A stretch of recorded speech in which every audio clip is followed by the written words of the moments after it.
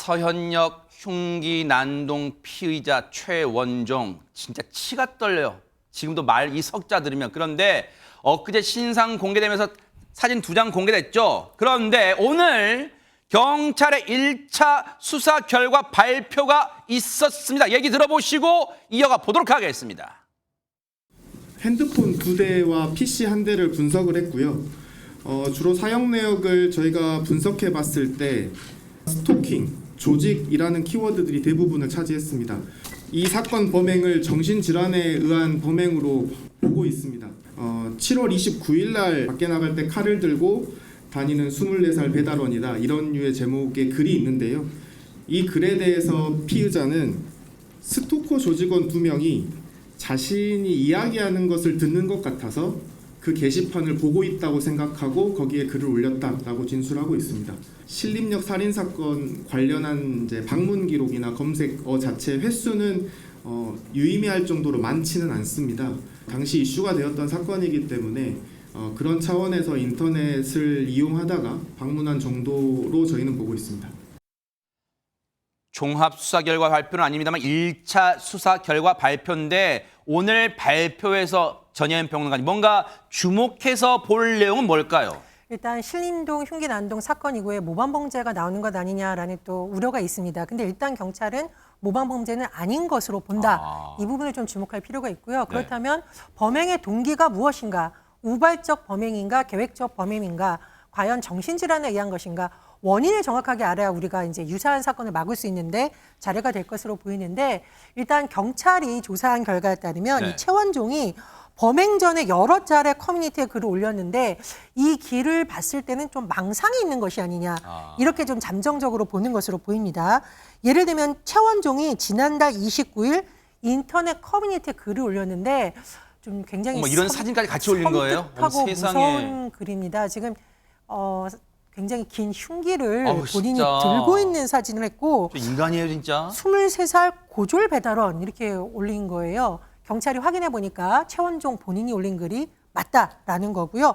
또 최원종이 지난 2일에는 대형마트에서 흉기 2점을 사서 야탐역으로 가고 다시 서현역으로 이동을 했습니다. 근데 보통 우리가 뭐 정말 어떤 내가 아무도 모르게 누구를 해할 경우에는 본인의 행적을 잘 안 남기는데, 이 최원종은 아예 커뮤니티에 서현역 지하에 디저트 먹으러 가는 중 하고 본인의 행적을 아예 사방에 알리고 있는 상황, 이런 거였다는 겁니다.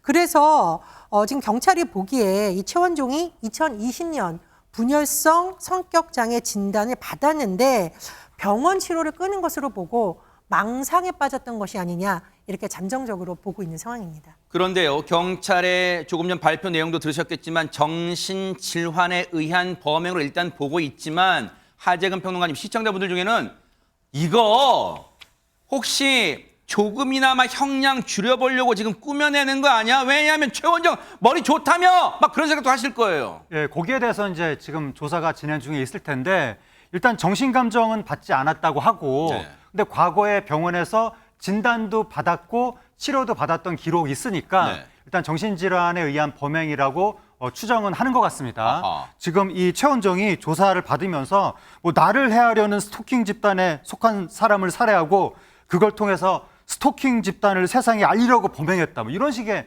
얘기를 한다고 하는데 확실히 정상적인 이야기는 아니고, 근데 다만 지금 최원종이 사이코패스 성향 검사를 받고 있다고 하거든요. 근데 이 사이코패스 성향 검사에 대해서 그 전에 뭐라고 얘기가 나왔냐면, 어떤 사람이 설사 정신질환이 있다고 하더라도 그 정신질환이 그 사람의 행동을 100% 해설해, 그러니까 알 수 있게 하는 것은 아니다. 어떤 사람의 행동에는 정신질환 말고도 다른 것도 영향을 미칠 수가 있는데, 그러니까 이 사람한테도 뭐 어떤 사이코패스라든가 범죄 성향이 있을 수도 있는 것이고, 근데 그러한 부분에 대해서 그 상담하는 분들 있잖아요.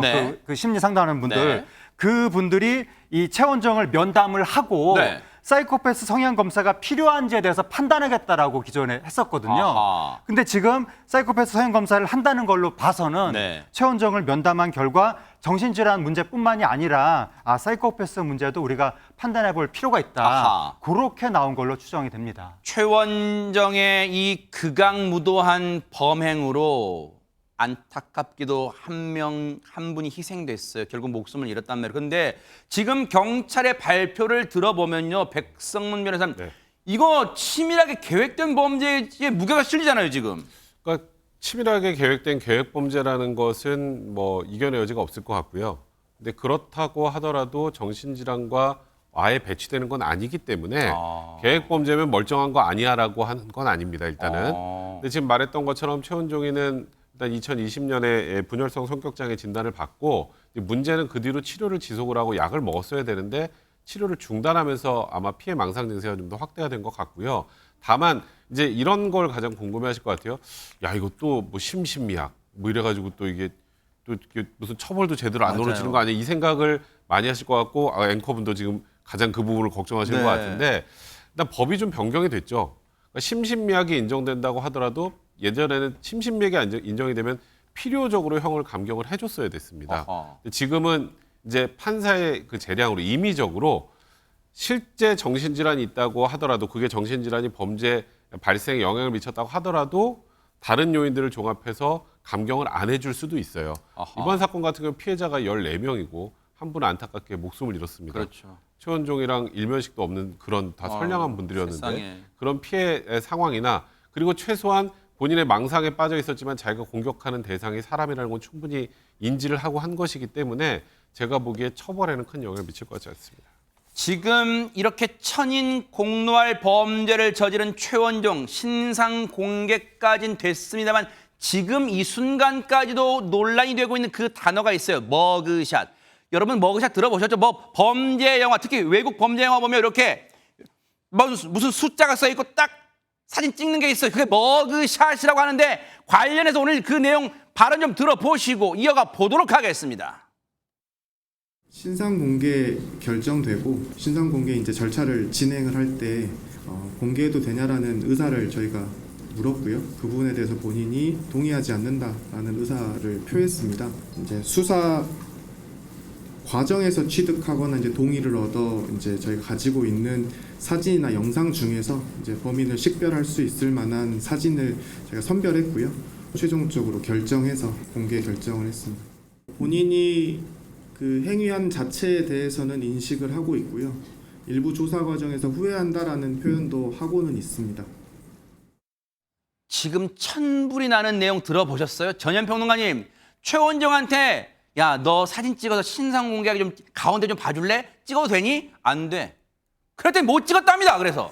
이게 법적인 제도의 허점입니다. 보통 신상 공개라고 하면 이름, 나이, 얼굴의 공개인데 이 얼굴과 관련된 촬영에 대한 부분이 여러 가지 지금 논란이 있는 부분이 많습니다. 아하.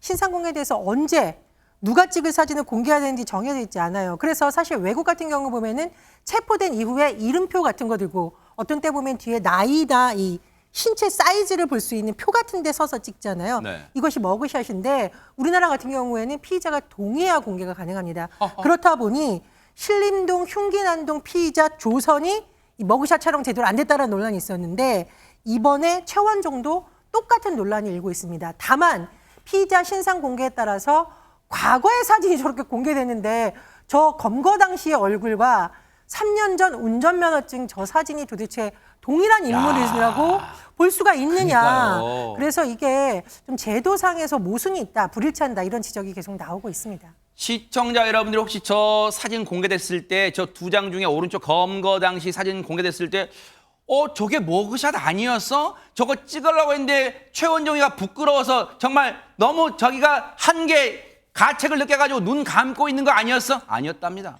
저게 검거 당시 사진인데 우연히 지금 앞에 있는 걸 찍힌 거예요. 그런데 그럼 저 상황에서 백성문 변호사님 고개 좀 들어봐 이렇게 못한다는 거 아니에요 지금? 못하죠.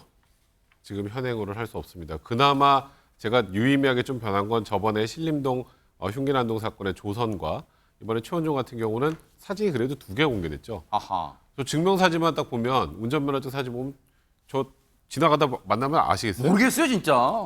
조선도 마찬가지였어요. 아하. 이제 그런 얘기가 나오면서 이제 범죄 현장 검거 당시의 사진도 그래도 이제 올릴 수 있는 것만 지금 저렇게 올리는 건데 우리 신상 공개 제도를 보면 현행법은 그러니까 신상을 그러니까 얼굴을 공개하게 돼 있습니다.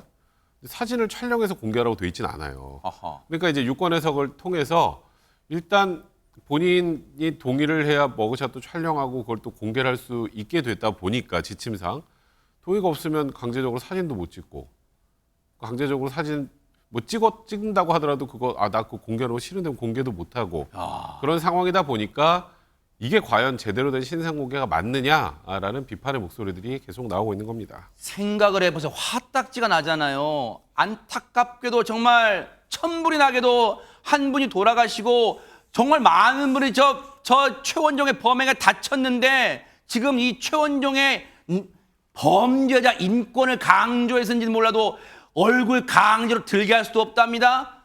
머그샷 찍으려고 했더니 거부하니까 못 찍었답니다. 그러면 인권을 강조한다면 김묘성 기자님, 미국도 인권을 강조하니까 머그샷은 꿈에도 못 꾸겠네요. 그러면 아니요. 피의자에게 너 이 머그샷 찍을래 말래 이런 선택권을 주지 않습니다. 어머. 물론 주마다 조금 다르긴 하지만 선택권을 주지 않는 부분에서는 모든 주가 일치한다라고 그래요? 지금 알려지고 있고요.